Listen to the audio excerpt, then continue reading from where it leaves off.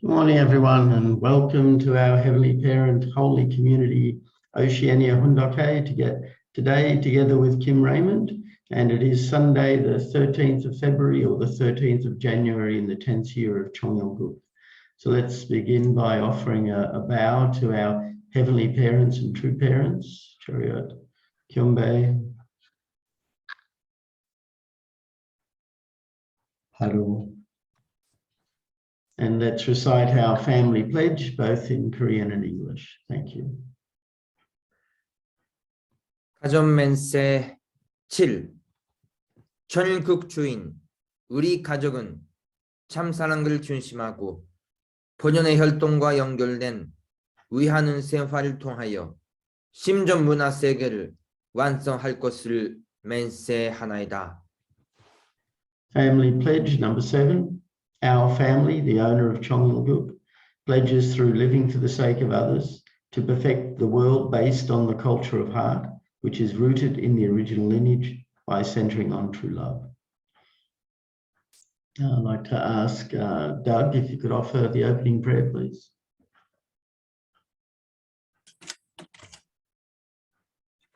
Good morning, Heavenly Parent and True Parents. Father, we are indeed grateful, Father, to be here for Morning Hundoke each and every day.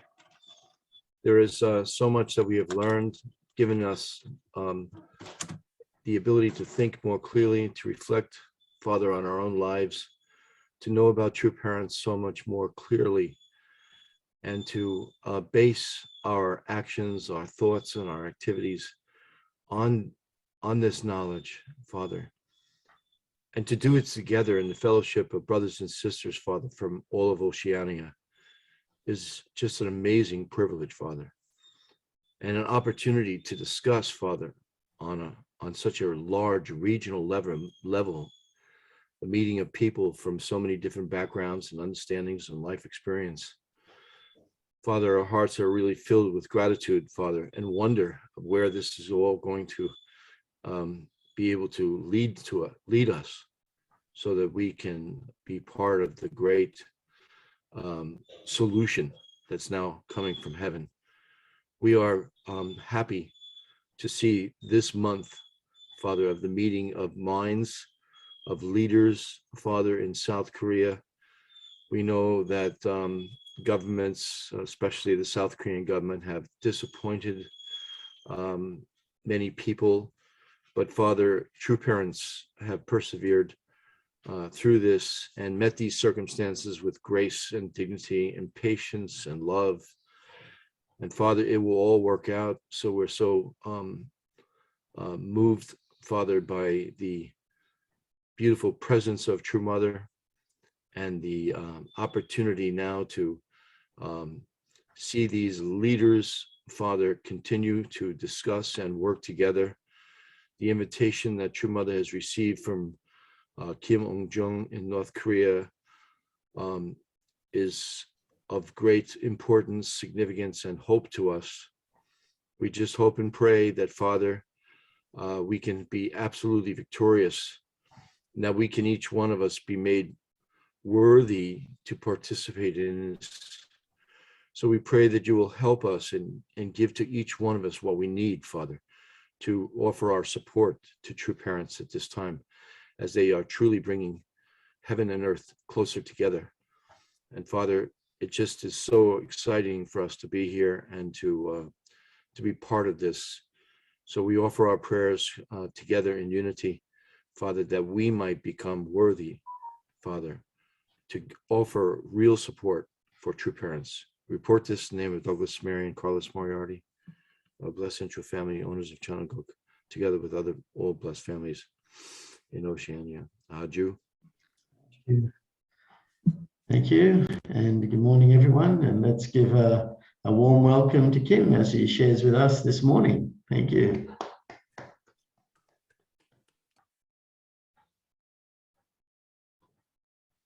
Just need to run the slideshow. We can see your slides. Yeah. Can you see that? You can see, yeah, you see your slides. If you run the show, we should be able to see. Okay, yeah, know that. I just I've just never done it before, and my hands are shaking like that. Well, now,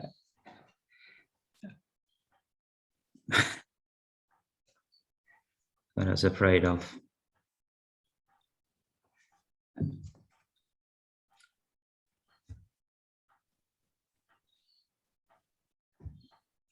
Oh my gosh. There you Okay, go. so I wasn't going to give a preface, but when Silvana asked me to do this, I was quite reluctant, and the reason is I get very emotional and anxious in public situations. So even at the moment, my hand is shaking. So there's two risks. One thing I can break down emotionally, and the other is that I can speak way too much, because once I get comfortable, I'll say too much. So, and I'll regret often what I say. Let's hope you get comfortable. Let's start with this quote from Father. I don't know why it's stuck in I don't read so many of Father's speeches, to be honest, but this one was, the title always stuck in my mind, Perseverance and Contemplation. So must have touched something in me a long time ago. And Father says, when we look back through history, we see that God used religion to teach mankind to be humble and forgiving, which is the same as being persevering and tolerant. Christianity is distinguished from other religions in that the practice of Christian love is more advanced than any seen in history, because it includes forgiveness and sacrifice. We can understand that this is how God was able to develop the faith of Christians and encourage people to persevere and contemplate. Though it has been extremely difficult, this is how he has been able to continue the dispensation until this moment. Without this ideal of forgiveness and love, God could never save mankind. So I'd just like to give some context. Today I'll only speak up until the first 40 years of my life. So 40 years, 40 minutes. So let's go. So I was raised in Chelmer, Brisbane, not far from where I'm living now. My mum and I can't see because of my screen here. I'll get a different screen. My mum's down there with me in my high school uniform, and my dad's on the other side with all the brothers and sisters, four in our family. And I'm the youngest, the little one. But my mum moved up to Queensland when she married Dad after the war. Her parents, and this is where I get emotional, I'm afraid.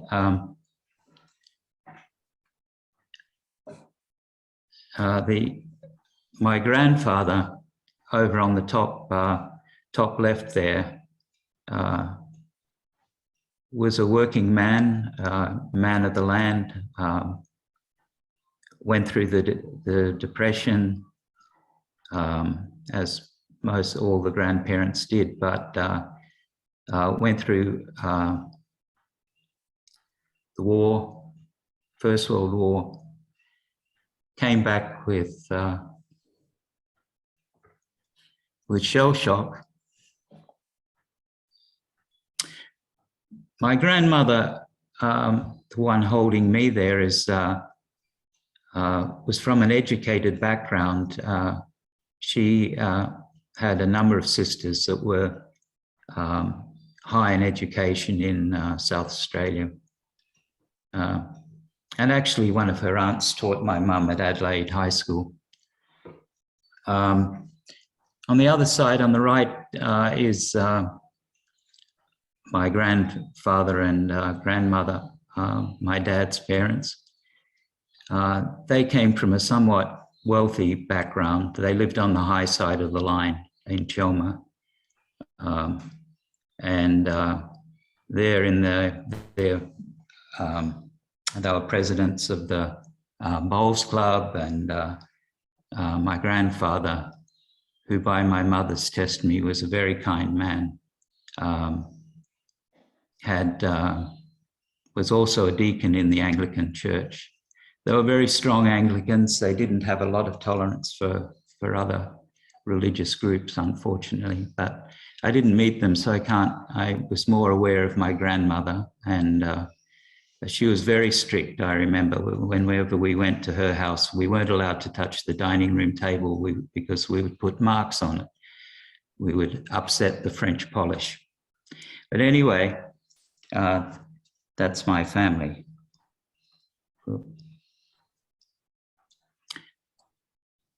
So, actually, I'll go back. I went to BBC, to Brisbane Boys College. My dad went to Brisbane Boys College. I'm sure my grandmother wanted all the children to go to private schools, but my older brother, Clive, and my sister, Faye, went to Indooroopilly High, and they had difficulties there. And so my next brother, Rob, and I were sent to BBC. It wasn't a fun place for me. I got a lot of bullying. I was small, slow, not particularly smart, so not great at sport, not great at academics, so right there in the middle of everything. So I ended up doing gymnastics, but of course, in those days, that even made things worse for bullying because, because it was a football school and a rowing school, and you didn't do stuff like gymnastics. At one point, my mum, seeing that I was quite isolated, allowed me to go to a church camp on the Gold Coast.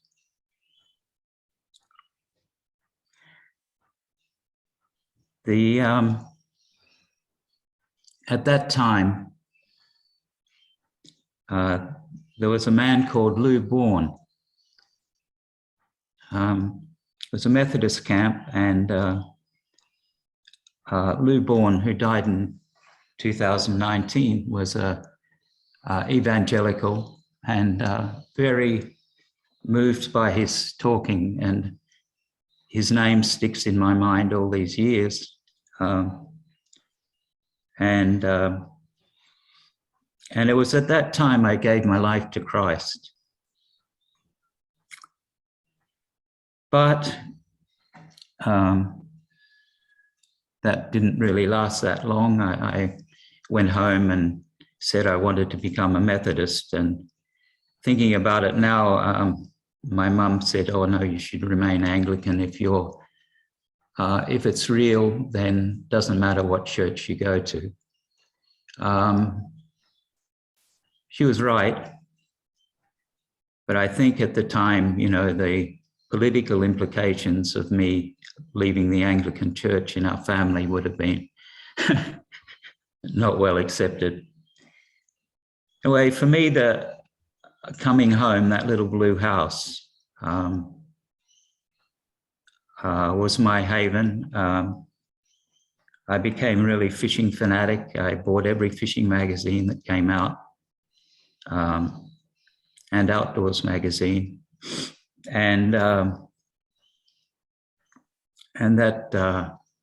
so I was always kind of safe at home. I then went to university. I worked through, after BBC, I decided I might need another year of high school. I guess I didn't do too well, but I went to Corinda High, and from there, my life kind of, in terms of my relationship with God and morality, kind of declined. I also became very cynical. I remember at one point, one girl saying to me in a very derisive way, "Oh, you're just a nice guy." And somehow that stuck, that was somehow something bad. So anyway, I was quite taken by the song at that time by Peggy Lee, "Is That All There Is?" If you know the song. So anyway, it wasn't a great time. I went to a year in Department of Primary Industries, and I joined the Noosa Surf Lifesaving Club, which wasn't exactly a great place for a young man to go every weekend. There was a lot of drinking, a lot of womanizing, you could say, and so forth. But I did love surfing and the ocean, so I often spend a lot of time by myself out around the Noosa National Park, kayaking and surf skiing, and just by myself. So at some point, I went to, after all of that, I went to QUT, now QIT at the time, but QUT now, Queensland University of Technology, and studied architecture. I didn't really want to be an architect. I'd met somebody, an old friend, and they'd said they were going there, so I went there. I enjoyed it. I went through the 6 years of doing architecture. I loved architecture, but I didn't really want to be an architect. So eventually I had to leave my happy haven. Even after I'd finished my university years, I was still living at home. Had no motivation to go somewhere else, which would have cost me a lot of money. So all of those years living at home, any money I got, I just put away. I became very frugal, you could say. And I had a little bit of money that I could travel. So I had in the back of my mind that life had been quite easy, and I needed to sort of challenge myself. So I went walking. My first stop was Brunei. Sister was there as a doctor of tropical medicine at the Brunei Bandar Seri Begawan Hospital. And from there went down into Sarawak in Borneo, and spent time there with the Iban people. But I won't do a travelogue, but basically whenever I got to a larger city, I would walk. We went around Malaya, Thailand, up into the Golden Triangle, and walked up there with the Karen people, and then Burma. Just after Burma had opened, after a long period of being closed to the outside world. Up into Nepal, I walked for a few weeks up in, if Santosh is there, you'll know, from Gurkha around to Manang and back down to Jomson, the Jomson trek down to Pokhara. And then across India. Gurkha to Manang, you pass Thorang. That's Thorang Pass. That's on my it. Yeah, on the way you passed my birthplace. Okay, well, I may have stayed in your birthplace. Yeah. Yes. Yeah, so that was, I was doing all of that by myself. So, but I did notice whenever I was traveling, I really noticed families, and even in very humble circumstances, I recognized the joy that exists within families. And there's an image that sticks in my mind of a Karen family up in the mountains, and they're really smiling and so forth. And also a lot of these places up in Nepal as well, the villages that I walked through. But I also stayed in houses in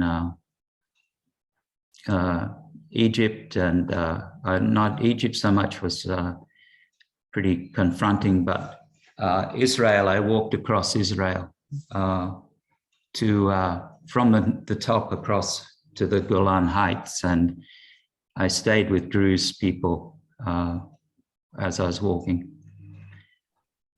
Anyway, I really was a little distrustful of the world. I was always very protective of myself and my possessions and money and so forth. But I really didn't, people that I met on the way who had a sense of purpose, I really envied, because I was traveling very purposelessly. Eventually I ended up, because of the walk across Israel, I met some people who invited me to kibbutz. I never wanted to go to a kibbutz because I didn't want to, in my mind, I didn't want to support what was a different regime or different whatever. But anyway, I ended up on a kibbutz, and there was a Christian group there, and they weren't supposed to witness. They couldn't overtly witness to any of the residents on the kibbutz. They were supposedly a study group, but there were a lot of volunteers that came to the kibbutz, and while I was there, I had a close connection with them, and I was told that I was on the top of their prayer list. So that's the picture there of the just in the desma, in the dining room, communal dining room. Very interesting format. They, in the old days on the kibbutzim, they've changed a lot now, but that was one of the girls from the Christian group. When I left that Israel, I went back down to Egypt, and I was in desperate straits. I went to Cairo. I didn't even see the pyramids. I was just over it with kind of being a tourist. And I was in the, I can remember the room very well, actually. And I didn't have a spiritual experience. I'm not going to talk about that, but I just prayed desperately, you know. All this time of traveling, I'd carried a Bible, but I never looked at it. And to this day, I'm not a great one for looking at the Bible or things, but anyway, I really prayed desperately that, you know, if God exists, you know, let me know. And because I had in my mind that just sort of intellectual ideas about God not existing. If we go back a little bit, back to when I was in uni, The Exorcist came out, and I went to The Exorcist with a friend, and it really rocked me at that time, because I realized my simple understanding of God. You know, I had a very simple childlike understanding of God, and I realized God didn't have the power to fix things. And I mean, so sort of that was the last straw of me believing in God in a way. And so anyway, here I was in Egypt, and I had this desperate prayer. And the next day I went down to the Cairo Museum, and standing in line, I started talking to somebody, or some American guy. And it turned out he was from the same Christian group as the one, and he knew the people on the kibbutz that I had been in. So there was quite a coincidence. So I was really, anyway, I saw that as a sign that somehow God was trying to tell me something. From Egypt, I went across to Greece and the Greek islands, but I ended up walking across Crete. And one day up in the mountains, and this is a defining experience in my spiritual life, was I was on the top of a mountain, and I think I was lost. I went, often when I went on these walks, I had very dodgy maps, or I just sort of headed towards the sun and just kept walking, you know. We'll follow a road and see where it take me. But anyway, I ended up in the deep mountains, nowhere near any roads.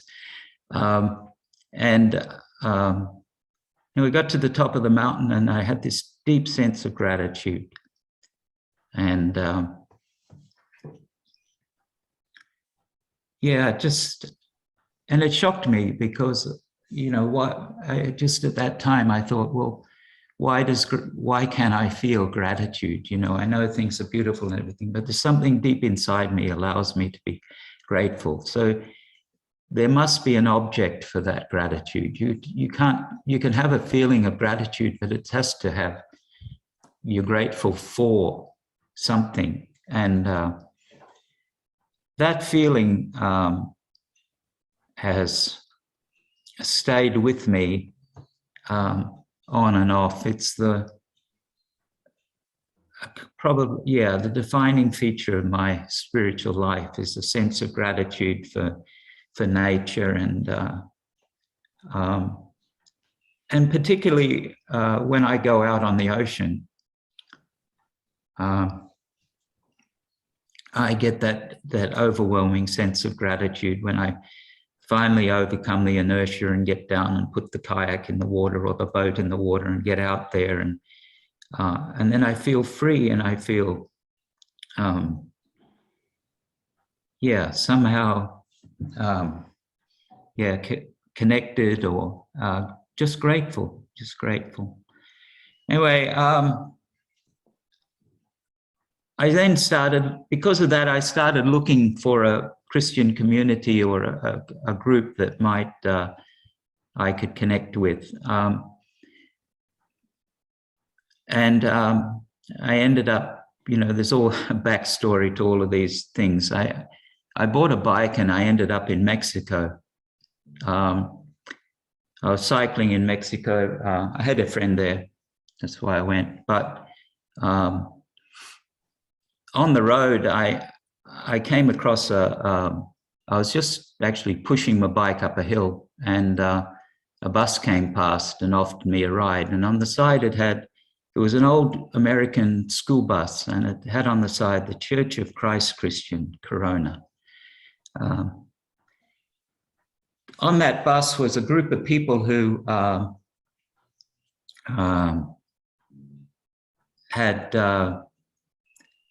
they were kind of gypsy, but they had a bit of a guru who was into Gurdjieff. He was a Russian mystic, and they said, you know, they were kind of into self-sufficiency and challenging themselves. So a little story is, you know, probably I was going along and we started singing, and anyway, this guru guy, I forget his name now actually, but he said, oh, we'll do a minstrel show. What, a minstrel show? Anyway, we practiced a few songs, and when we went into the next Mexican village, along the way, we went into Cantina, and one person on the bus had a guitar, and we sang these songs and passed around the hat. And I was really kind of taken back because, you know, I never done that sort of thing. And, you know, I'm very nervous. And he said, well, and I said, no, look, I don't want to do it again. He said, oh, well, you were the inspiration. And I said, well, yeah, look, I have money. I don't need to do this. And I didn't have a lot of money. He said, well, put your money in an envelope and send it away and challenge yourself. Perhaps it was a good message. I should have perhaps followed more over the years. But anyway, they used to just live off their wits, and they used to, when they got into a small village, they would, or a place anywhere in the world, they would just do fundraising, basically. They did sign writing, and they used to do sign writing. They'd go around, sell the signs, and then come back and do the signs on people's windows in the days before there were printers and printing companies and so forth. Anyway, I traveled with them, but he had been a former seminary student, and I did get a few good ideas from him. But I basically left the group in San Francisco because of the morally, I couldn't see their sexual ethics were not really good. It was he had a bit of a harem of a few women, and yeah, anyway, it wasn't real good. So I left, and the next day I left up in Lake Tahoe, came down to San Francisco, and then I met my spiritual mother on Fisherman's Wharf. So Colette, I don't know if anyone knows Colette, probably not. She was involved with Washington Times and those magazines and so forth that Father created. I think one was Insight magazine, or anyway, and she was with the Heritage. Yeah, that's right. So she was an editor. She was pretty smart, but she was very literary sort of person, but very artistic. And just in recent years, I realized that she's very much my physical mum. So that was quite interesting. I just read recently online, the way she spoke and the things she talked about were like my mother. Anyway, so I wasn't looking to join a church, and so I didn't find a church. I remember actually going up to Bush Street with Colette, and I'd already spent my budget for dinner, so for food for the day. As I said, I was pretty tight with my money, and I didn't want to go in for the evening program because I didn't want to spend $1 or something. Anyway, she talked to the organizers and said, you know, look, this guy is really prepared, or whatever she would have said at that time, because I'd spoken to her about God and poured out my heart about God, not being that people shouldn't confuse religion with God. God is separate from religion. And anyway, all the wisdom that I'd gathered over the years. And I remember, I don't know if anyone, maybe not from Australia, but Brother Lionel Chapatal sang Love. You know, L is for the way you look at me. And that sticks in my mind to this day. And then we heard the elephant story about truth can be seen from many different viewpoints, and it's a matter of getting it all together. So that impressed me because I wasn't into any one religion, and I could see that God was a God for everyone, not just for the Christians or any religious, one particular religious group. Went up to Boonville. Boonville was our farm we had in Northern California. It was the first time I heard about fishing. I thought, this is okay. You know, guy was saying he'd been over with the community over in somewhere, and he had this picture of a big tuna. So that was pretty cool, I thought. And then I went to Camp K. Camp K was the place where everyone, all the California, the Oakland family used to gather. It was up in the mountains in north of San Francisco. I tried to find it when we visited there a couple of years ago, but I couldn't find it. But I was just going by vague memories of where it might be. But anyway, the thing that it took a while for me to sort of get, you know, I heard lectures at Boonville, but Camp K, it still took me a little while to grasp what was being talked about. But what really impressed me was about the family ideal and actually the principle of creation and four-position foundation. Because I could see that in my own family it wasn't ideal, but it was still pretty good, and that you know, it was a pretty good family overall, and I just felt like it wasn't too bad. It just needed a little bit of fine tuning and a bit more understanding of God's principles. But then, and when it came to the fall, it rung true, because when I'd been on the, may think back a little bit there, the picture of me at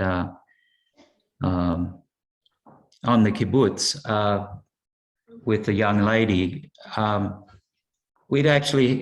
young lady was engaged, and I had been relating to her quite closely, knowing that she was engaged and Christian and so forth. And but we'd become quite good friends, and we used to sing together as she played the guitar and I'd sing and do things like that. Anyway, at one point, her fiance came to visit the kibbutz, and after he left, she came and said to me, "Oh, you know, Kim, while my fiance was here," his name was Danilo, all I could think about was you. And that experience, of course, being a Christian and not being a Christian, and I also knew that I wasn't really up to her standard. But it really, so when I heard the fall, I could see that, you know, I was very much in the archangel position. And through that give and take, you know, that, you know, I could have ruined what went on to become a family with 5 kids. And, you know, she married that man, and yeah, and they had a wonderful life together as a Christian couple. But it could have been ruined in that, because of that dynamic that happened at that time. So the fall rung true as a story that, yeah, it has gone throughout history. But one of the things that I liked about the Creative Community Project was that it was like a spiritual kibbutz, communal living. I was at Camp K months, actually. I guess they didn't think I was really ready to go down to and get into the mainstream church stuff. And one thing that it sticks in my mind is that I liked the fact that it didn't have any grand buildings and spend a lot of time and money on big buildings. Anyway, here we are 40 years later. When I went to Hurst Street, which is right near Berkeley, there was some sort of, we did actionizing, and every time I felt I needed to challenge myself, each time I kind of put my hand up to go and do something that I found really hard,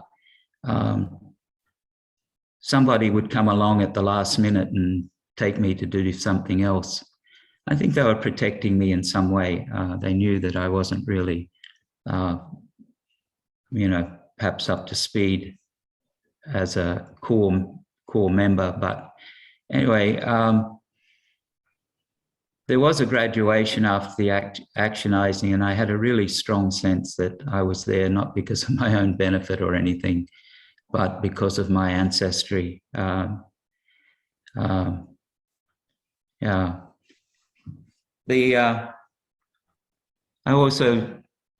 They used to talk about letting go of things and letting go of yourself. And there was a ring that I used to wear from, I bought up in the mountains in Nepal. It was just a copper ring, very cheap, but I was very attached to it. So one day I went to the top of her street, up on the roof, or a balcony up high. I took it off and with great difficulty threw it away. Anyway, that was a great, for me, that was the level of my sacrifice, a small copper ring. But the next day, one of the brothers there came in and said, "Oh, Kim, is this yours?" He had found the ring, I recognized it, and he brought it back to me. So some lesson about what you give out comes back or something, I don't know. But I've never worn the ring again, but I still have it. We went down to San Francisco, and we used to do witnessing. I struggled massively. I just would break down and to be able to go out on the streets. And and then one day somebody said something, and I didn't realize, and I hadn't been told at that time, that this was a big church, actually, that there were more than just the group that I knew about. That really made me question, what else is being hidden here? What else don't I know? Sort of a bit of skepticism, I guess, as my experience of the love and concern and so forth that I felt in the community was there, but I felt that there was something behind it that I wasn't being told. So a lot of distrust. And then in some point, my spiritual mother, Colette, asked everyone in our group, we used to call Trinities, they were divided up into Trinities, and she asked if anyone would like to go to Etna Springs to help. And Etna Springs was the golf course. There was the golf course where Ronald Reagan announced that he was going to run for governor of California. We had owned it. We'd never been able to use it properly because of planning restrictions, as was true of many of the great properties that we bought in the United States. And but anyway, I worked on the golf course there. And to me, it was the kingdom of heaven. It was a wonderful time, just mowing the lawns and doing physical stuff and fixing buildings and so forth. But I did feel a deep disconnect from nature. I must say that there was as beautiful as things were, I just felt that disconnect from God. But Yeah, that picture, by the way, is Jennifer Morrison of the Morrison family. Was very active in the central within the Oakland Church in the early days. Then there came a situation where, got to watch time, sorry, knew that had happened. I went to New York, so because of immigration reasons. I'll go quickly. In New York, I worked in a business, Champion Services, cleaning business. You might recognize the handsome gentleman in the top. I'm in the middle, not talking about me, the one on the left-hand side there.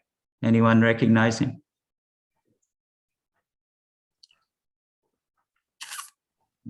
Malcolm Allen. Oh, I see. So I worked with Mal for a lot of years, and so we worked really hard, really long hours. We made lots and lots of conditions, prayer conditions, chanting conditions. The company grew. Eventually, each person sort of had some strengths, and they were put into the places where they had their strengths. And during that time in New York, that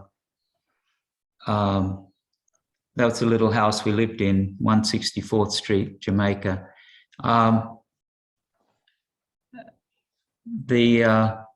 We had the opportunity to go and see True Father and at Belvedere. I remember waiting in the gates before they opened the gates up, and you'd be in your, it'd be really cold, 4 o'clock in the morning, and then running up the driveway to try to get into the front of the seats and listen to True Father. And then also we had the opportunity while I was in New York to go to the many holy days. And when I went to the holy days in Manhattan Center, they were always really joyful days for me, and the chance to do the entertainment.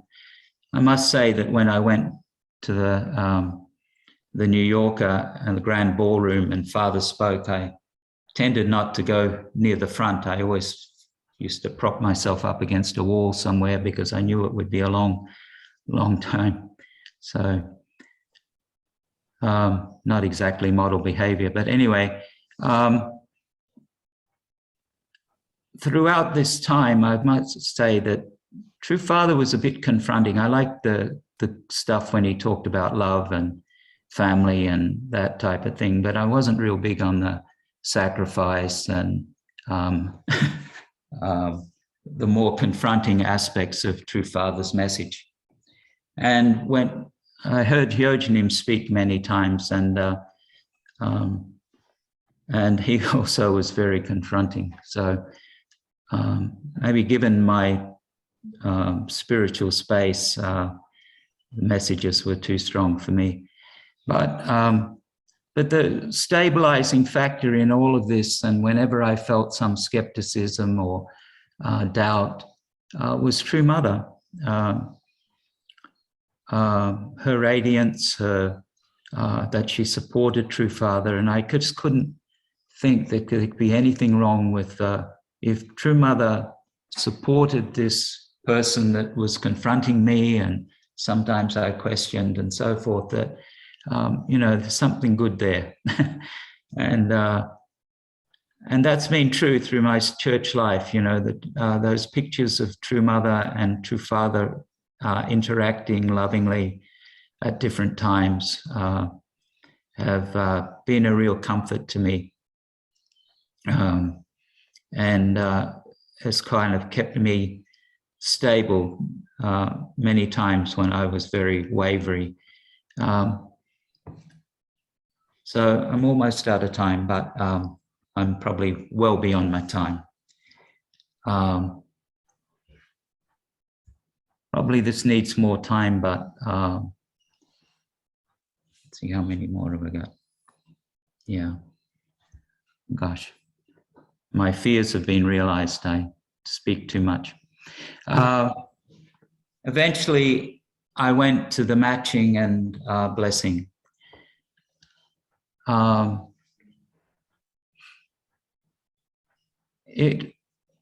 went not on the belief that True Father was the Messiah. I went because I believed in family. I believe in the principle of creation, and I really believed that God could work through my goodwill and my desire to help me make a good family, and that was really my motivation. I really believed that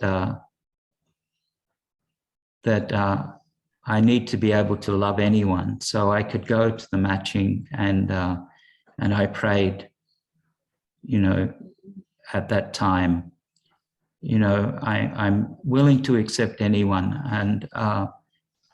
and make that ideal. So my faith wasn't very strong, and but I did have that strong conviction. So I again, when I was matched to Nalco, it was Mother's smile as we left the room that reassured me. I might leave it there because the next is part of my life is a short story, and I'll finish some other time, but that started a period of probably 7 years of intense struggle, and that struggle, you know, has many reasons, but anyway, I'm really grateful for that struggle, and that we've been able to, Naoko and I have been able to come out the other side and still be here 40 years later. The pictures there are the matching. I went to the blessing, 1275 couples blessing. Naoko was a 6,000 couple. That somehow was kind of reassuring as well. It meant that she was really believed in it, even though she'd been let down once, she was willing to come back. So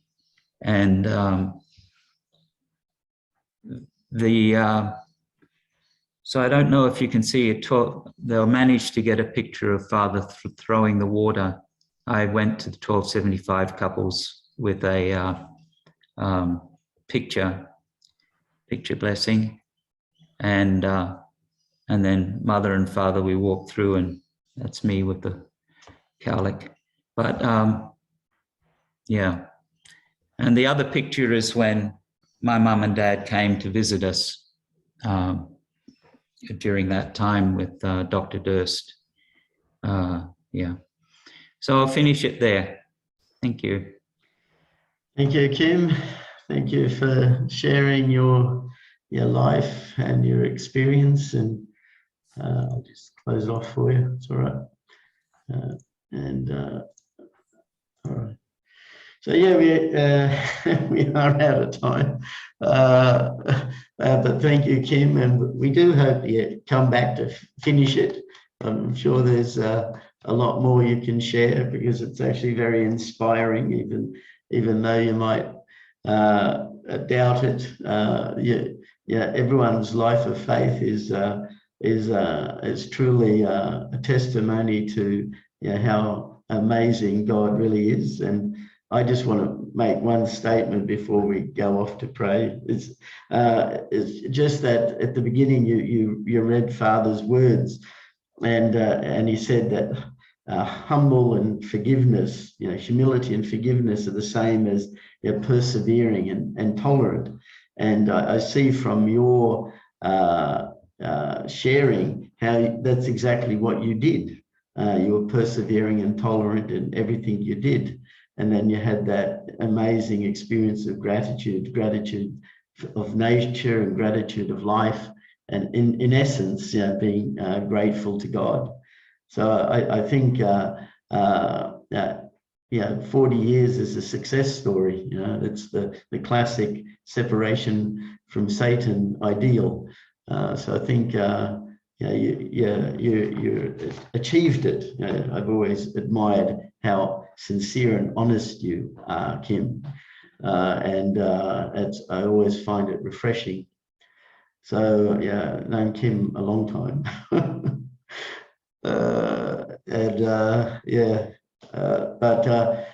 let's. This is the second day or third day, I should say, of the summit, and let's pray together. And I'll just bring up the screen, and we can pray together. Thank you.